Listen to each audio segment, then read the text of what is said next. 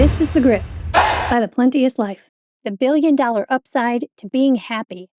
Welcome back to The Grip. I'm Becky Henderson, founder and principal coach of The Plenteous Life. Picture a business that thrives, a team that shines, and a life that feels free. The key? Happiness. But not the fluffy kind.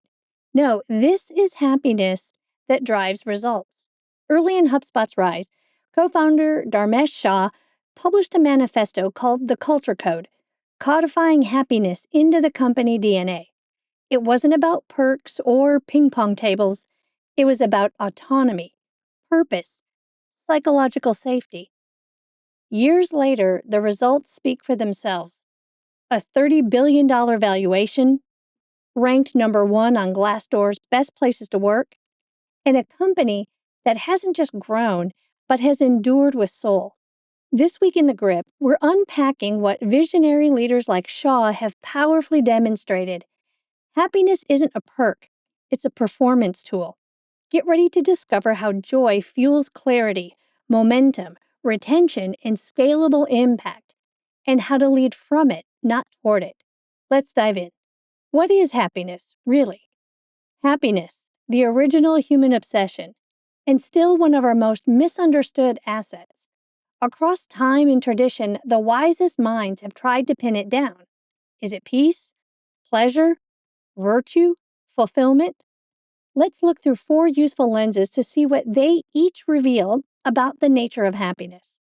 Eastern wisdom, such as Buddhism and ancient Hebrew, roots happiness in inner alignment. It's peace, not pleasure. It's a soul in sync with divine order, or a mind liberated from craving or desire. Western wisdom, as articulated by Aristotle, calls it eudaimonia, flourishing through a life of virtue. Happiness isn't a mood, it's a full-bodied existence lived with excellence. Stoicism, a unique spin on Western philosophy, defines happiness as inner self-mastery. It's the calm that comes from focusing only on what you can control and practicing virtue no matter the storm. And lastly, psychology. It fuses science and soul. Happiness is a blend of joy, meaning, relationships, and achievement. It's not the absence of struggle, it's creating one's own fulfillment while pursuing what matters. Across these perspectives, one principle repeats. Happiness is an inside job. It can be practiced through the choices you make and the lens you use to look at life. Happiness isn't something you chase, it's something you cultivate. The ROI of happiness in leadership. Happiness isn't just good for your soul, it's incredibly good for business. It's been shown to generate a 13% boost in productivity. Oxford researchers found happier employees work faster, better, and more creatively, without longer hours. It increases sales. At BT Group, joyful reps outsold others by 13%. And in general, across various sales industries, optimists routinely crush pessimists by 20 to 40%. Happiness brings an innovation edge. It expands your cognitive range. Teams in high joy environments generate more ideas, better collaboration, and bolder pivots. And lastly, happiness creates a retention advantage.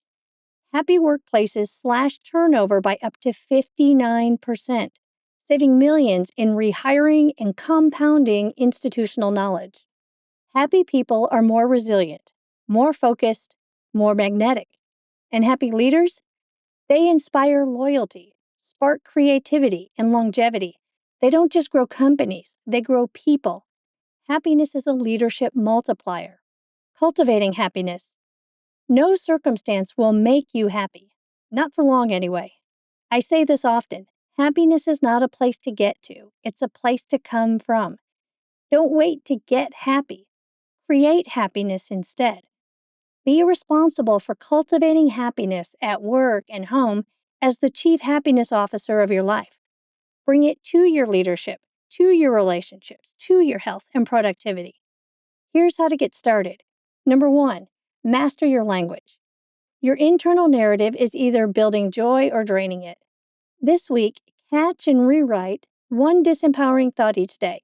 For example, turn I have to get through this week into I get to lead, serve, and create today. Number 2, gratitude equals brain fuel. It's not pseudoscience, it's neuroscience. A 2-minute daily gratitude ritual rewires your brain for optimism, resilience, and creative flow. Number 3, create on purpose. Happiness correlates with growth. When you're evolving, expanding, and stretching towards your potential, joy results as a natural byproduct. Research shows that intentional growth, whether it's skill building, personal breakthroughs, or physical vitality, is directly linked to higher life satisfaction and resilience. This week, identify one area where you feel stagnant, then invest 30 minutes in forward movement. Take a course, set a physical challenge, or revisit a dormant dream. Number 4, multiply by subtracting. Happiness isn't always about more. Often, satisfaction increases in correlation with what you remove. Subtracting noise, urgency, and overcommitment creates space where clarity, peace, and innovation can thrive. This week, cancel one non-essential commitment, create white space in your calendar, and watch what multiplies in its place. Lastly, number 5, lead with generosity. Happiness expands when you give. Whether you're mentoring a colleague, surprising a client, or volunteering your time, giving connects you to something bigger than your bottom line.